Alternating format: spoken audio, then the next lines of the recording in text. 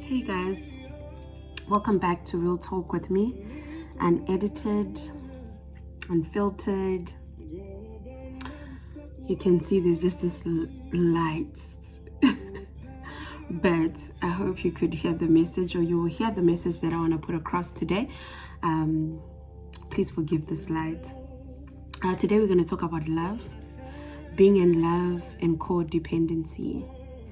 And I thought it would be such a great topic to have, because I feel like we all fall in this trap thinking we understand love, or we think we understand what being in love with is, and codependency. We don't really understand the magnitude of codependency. So I was like sitting and thinking, right? Half the time, if I'm thinking about something, I literally look at my life and reevaluate it. Like, I'll be like, what am I doing different? What am I doing that is different to what I used to do before, right? So here it goes. So I mean, I'm not a professional.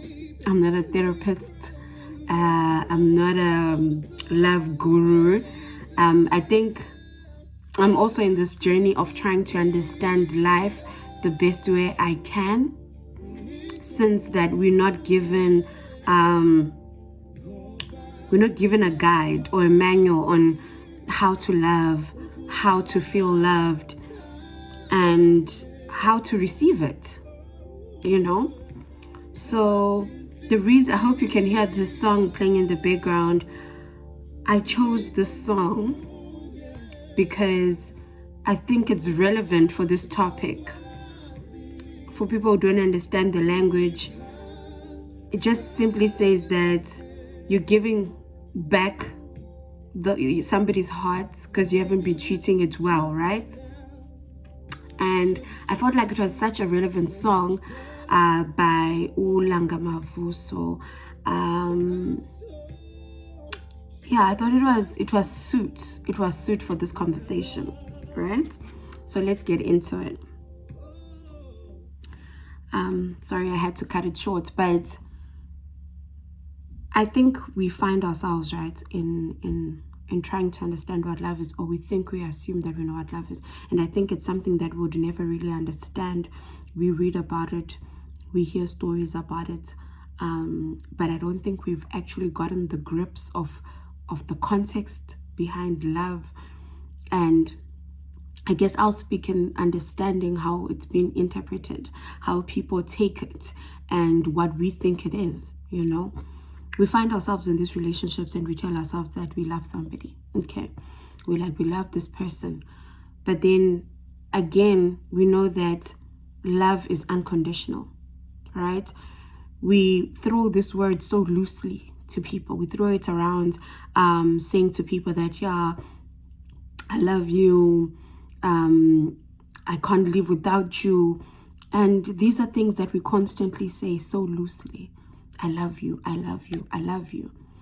And thinking about it, love is unconditional. Love is unconditional. And for me, how I've understood love is looking at the love I have for my son, looking at it in the glasses or in the view of being a parent. Unconditional means that it doesn't come with any boundaries, no limitations, no what ifs, whether it's a good day or a bad day. I will love you. Whether you are throwing tantrums, whether you are in trouble, you are impossible, I love you. And that's how I understood what love was. By generally looking at the fact of I'm a parent, and regardless of what my son does, the love doesn't change shape. It doesn't change form, right? So I give it in its totality, with no questions, with no expectations either. you know. But then we find ourselves now in relationships. And I mean, I'm also guilty of it. We find ourselves in relationships and we say to people we love them, right? We want to spend the rest of our lives with these people. We use that word again, love. But when something happens, that love is thrown out of the window. When something happens, it's now conditional. I love you, but I didn't like this and this and this. I love you, but you make me feel this way. You know, I love you, but you've made so many mistakes. And we still call it love. Somebody wrongs you in a relationship, we find it hard to forgive that person. Whether it's cheating, whether it's lies, trust is broken. Now we're in this relationship. Sometimes we find ourselves in the relationship because we are guilty.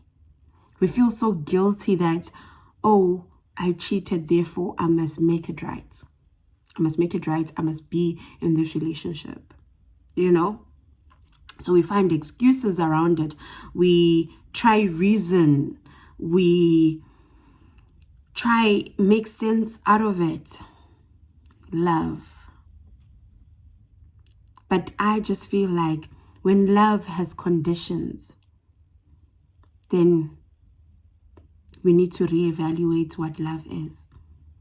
I can't say to somebody, meet somebody with a child and I say, I love you, but when they bring their child, it's a different story. I love you, but I don't want your child around. When you say to a single parent that you love them and they've got a child, you take the baggage.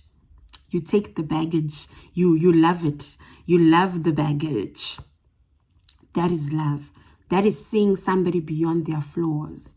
That is seeing somebody for who they are. For me, I think that is what love is.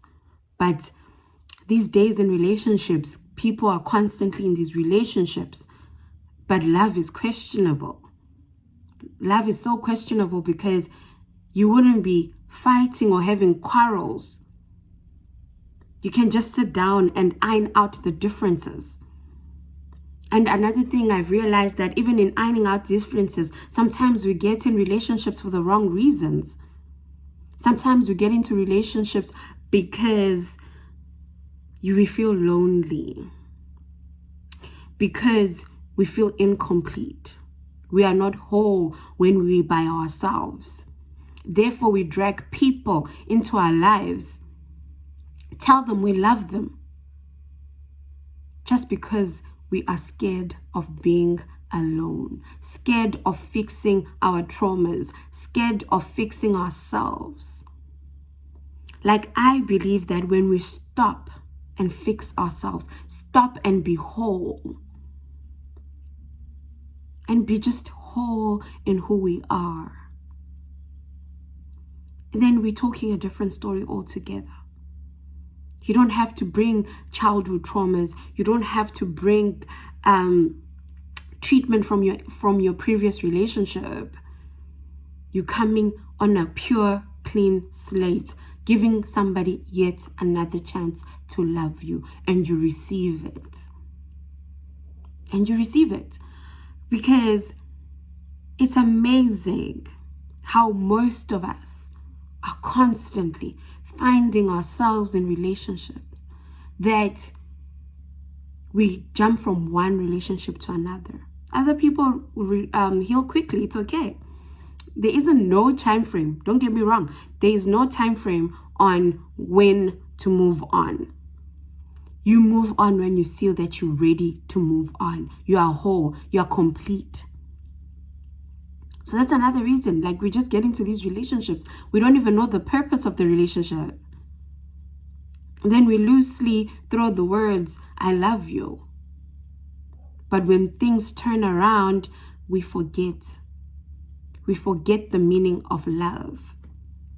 I thought about it and I was like, I'm also one of those people who has found themselves in relationships. Others good, others bad, but I can count the times in my relationship I truly loved with no condition. I madly love with no condition. No condition whatsoever. Whether that person had money, whether that person had, we can name it all. Their flaws, I took their flaws. I can count the amount of times I have truly loved. And I can count the amount of times I've been in relationships. But in all those relationships I've had, I can count less than 5 people. Less. Maybe I actually truly loved 3 people in my whole life. Unconditionally so. Flaws and all. Baggage and all. You know? And then through it all, I started feeling a void. I started feeling a void of emptiness.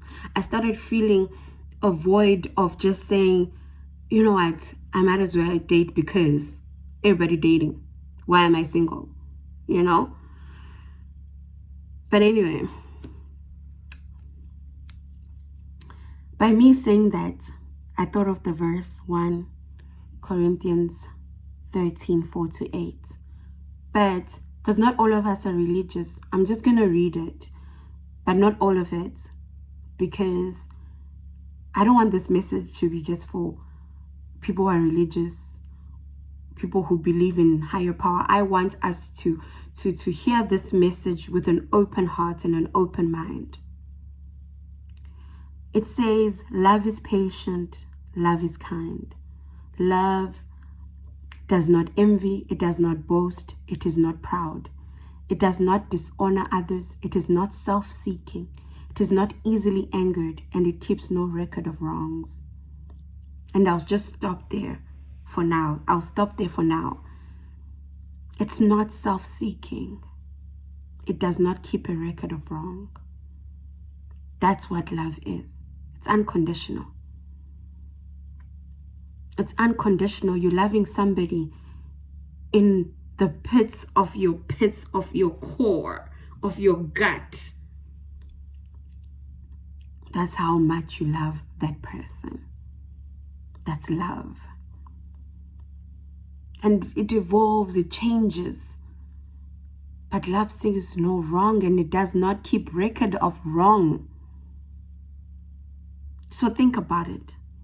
In the times you've dated, how many times did you actually love somebody? Think about it. So let's jump into being in love. Oh, we like saying this word, I'm in love. He gives me or she gives me butterflies. It's like, it's magical. I'm in love. I'm in love. I don't know what that means, but I'm in love. I yearn or yearn for this person. I think about them. I dream about them. They give me butterflies. I'm attracted to them. I feel alive. I feel alive when I'm around them. I'm in love. And being in love is a good feeling. Being in love is a good feeling because you get to a point where you see no wrong, right? But it's a feeling. It's a feeling. It's a feeling that evolves into love. Being in love is a feeling that evolves into love. It's the beginning. It's the chemistry. It's the pleasure. You know, it's those moments, those unspoken moments that feel so great. So being in love literally is like a driving force of love. Being in love is remembering the first time you met. Being in love is when this person walks in the room, you're like, oh, my person. Oh, they still make my heart jump. Being in love is something that doesn't happen and it stays that way. Being in love is like you need to keep on restarting the fire. You keep on putting more air to the fire for it to burn more and more and more. But when you extinguish it, that feeling of yearning for somebody, that feeling of wanting somebody, that feeling of just emotionally being positive around that person stops. Then you're stuck. Then you can't see past through anything else. You're just stuck, you know? So being in love, we all want to seek that. We're always seeking that. I love this person, but I'm no longer in love with them. And hearing somebody say that, people will be like, ouch. In a relationship, you'll be like, oh my God, this is the end. Sometimes it can be the end. Sometimes it can actually be the beginning because you're being truthful. I love you, but I'm no longer in love with you. I don't yearn for you. I don't desire you. That fire is just smoke. That fire is just smoke. I can't see past through this. I can't see past through the fog. I love you, but there's just this obstacle. Sometimes other people separate. Sometimes other people find ways of, renewing and reviving that love. For them to go back into that moment of being in love with somebody. Of being in love because they know being in love keeps the love going. It keeps the love going. We can say so much about love. True. We can talk about love. We can argue about it. Nobody has the answers to it. But all I'm trying to say is that love shouldn't be difficult. Love shouldn't be an obstacle. Love shouldn't be an obligation. Love shouldn't be an ultimatum. Love shouldn't be keeping records of wrong. Love shouldn't be, I love you today, but tomorrow I'm swearing at you. Tomorrow I'm spitting in your face. I'm calling you names. I'm pushing you. I'm shoving you. I'm hitting you. Then we need to ask ourselves if we really love that person. We can't act by force. We can't act by force. We can't act by judgment. We can't just constantly push ourselves towards somebody, even if it hurts them, even if whatever reason we don't talk to them. We sleep and we don't talk to them and we call it love. People sleep in the same room, they're facing the other way. People become roommates in their marriages. People become roommates in their relationships. They become roommates. It's void. It's vacant. But then we still say that I love this person. And the reason I played that song is because if you see that you no longer serve the heart you were given, sometimes it's okay to give it back. Let somebody come and pick it up, pick up the pieces and make it right. Let's not drag other people's children in our insecurities, in our inability of being by ourselves. We like people around us. It feels cold on the other side of the bed because we're by ourselves. We mustn't drag people when we are incomplete. We need to find ourselves in situations when we're whole. When we're so whole that we can love with no conditions. Love is unconditional. Love has no limits. Love me the way I want you to love me. No, that's not love. It must be mutual. It must be easy. It must be complete. It's not one-sided. When you start being selfish in love, then reevaluate who you are. Because clearly you might just be a narcissist. Clearly you might just have what we're about to talk about, codependency. And I wanted us to differentiate all that. Love, being in love, codependency. We literally find ourselves in relationships with people who are constantly codependent on other people. They can't live life without other people. They are low self-esteem. They are constantly seeking affirmation from other people. You become that burden now onto your partner. Hanging on. You ubambezele, hanging on. Hanging on because you do not want to see yourself by yourself. Codependent on other people's lives. You defined by your partner's life. You've got no life outside your partner. You've got no friends outside your partner. You're hanging there, leeching. I'm sorry to use the word leeching, but codependency is something we need to realize it for what it is. We mustn't go around saying we love people when we have codependency issues. Codependency, just literally having these patterns and behaviors.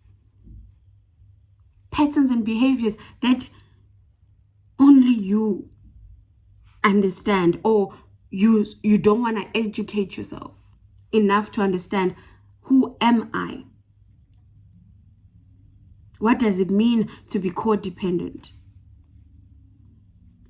Why do I feel incomplete? Why do I let other people make me whole? Why can't I make myself whole? Just having that mere self-esteem, not having confidence, having narcissistic behaviors. Codependency is not love. Let's not mistaken it for love. We need to sit down and understand our mental state. We need to understand our mental being. Because we all little girls and boys with psychological problems. All of us. And for me, a good example of codependency is looking at our parents. Our parents have been beat on, cheated on, spat on, disrespected. But they stayed. They stayed and they mistaken love with codependency. They don't know anything else that is different. They want to be in there. They do not know how to be by themselves. Many of our parents are in these codependent marriages, environments, and we see it. We also grow up in it. We grow up in it and we try normalize it.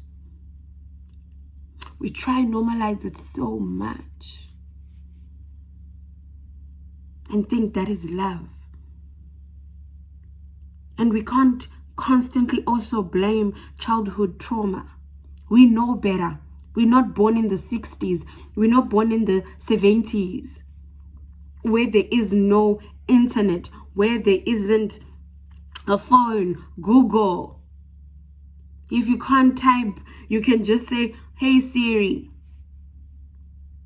And Siri will make it happen. Siri would lead you to the links. Google will lead you to the links of understanding. I might just have a little bit of codependency. How do I deal with that? How do I tackle it? Like I said, I'm no therapist. I'm no doctor. I'm no love guru. I'm no spiritual person who is gifted to heal people.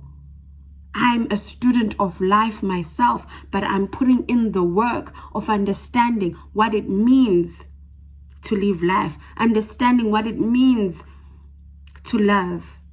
What does it mean to love? Because I cannot constantly have a pattern, constantly we carrying people with us, spiritual ties, all those things, because we start seeking. Sometimes we just have to stop and wait and think. Why are all my relationships not working? We can't keep on blaming other kids for failed relationships. They were immature, they're emotionally immature, they this. Sometimes we need to sit down and think ourselves that, you know what, I think it's time for me to make myself whole. If it's going to take me a year, 2 years, 3 years, fine. That's okay. But I'm going to put in the work. It's about putting in the work to make you a better person, for you to attract a better person too. Because broken seeks broken. Codependency seeks codependency. Then we're stuck in this loop. We're stuck in this cycle of living the same damn life. Broken relationships, broken marriages, broken friendships. In this, we're constantly running. We're constantly running. And we never get that moment of peace. How many of you do remember times where you loved so much that you would just sit and just be like, oh, I am floating, without arguments and noise and screaming and tantrums and constantly. A good friend of mine said to me a couple of days ago, when we adults, we no longer argue. We sit down, we talk. When we see that we are not compatible anymore, it's okay to let go. I found that so profound when he said that to me, because that is the truth. We can't be fighting. Yeah, you want to break up with me? Why you bring one? Why you? No. When you're adult and you seeing that your ways or the route you're taking is literally parting. You're no longer going this way. You're going that way. Have that conversation. Because we are evolving people. We are evolving people, and at the same time as we evolve, we're still those kids with traumas that we are not trying to deal with mental issues that we're not trying to deal with. If we fix our psyche, if we fix our being, our mental state, our hearts, we could literally be better people. We could attract people who are just like us. A couple of months back, as I'm learning as usual, I'm constantly learning, I decided, hey, Anita, why don't you do attachment style? What's your attachment style? Not a lot of people even understand what attachment styles are. They don't even know where they fall under the attachment styles. I thought, let me do that so that I understand myself. So that when I understand myself, then I know if I come across with somebody with a different attachment style, how I can treat them, how we can find equal footing. You know, because for relationships to work, we need to have a common purpose. And that common purpose becomes the foundation. That those dreams, those goals become the foundation of everything else. When forces come from outside, your foundation is stable. Nobody can shake it.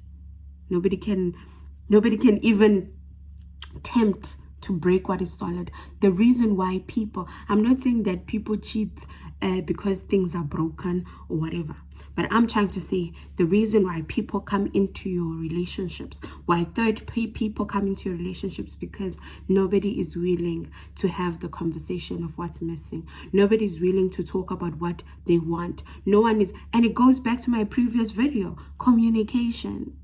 Communicate so that everything makes sense.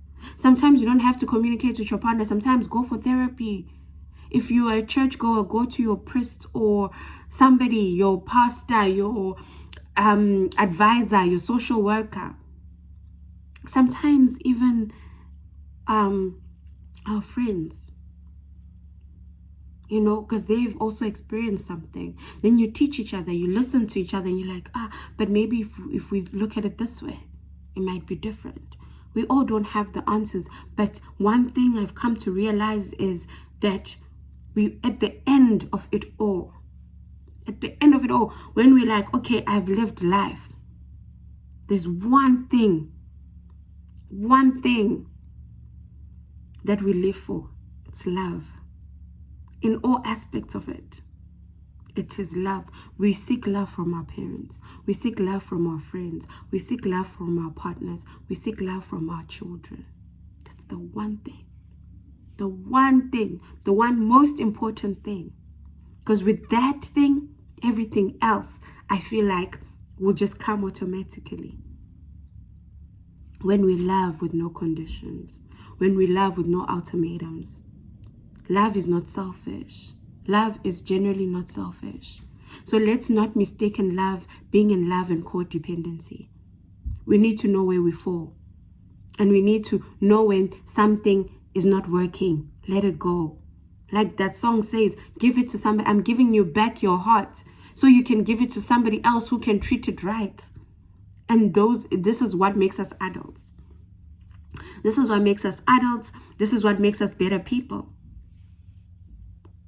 So before I end this video, because I can go on and on, before I end this video, I thought let me finish this verse because it is powerful. And the last part of the verse says, love does not delight in evil, but rejoices with the truth. It always protects, always trusts, always hopes, always perseveres. Love never fails. But where there are prophecies, they will cease. Where there are tongues, they'll be stilled. Where there's knowledge, it will pass away. I like this part where it says, where there are tongues, they will be stilled.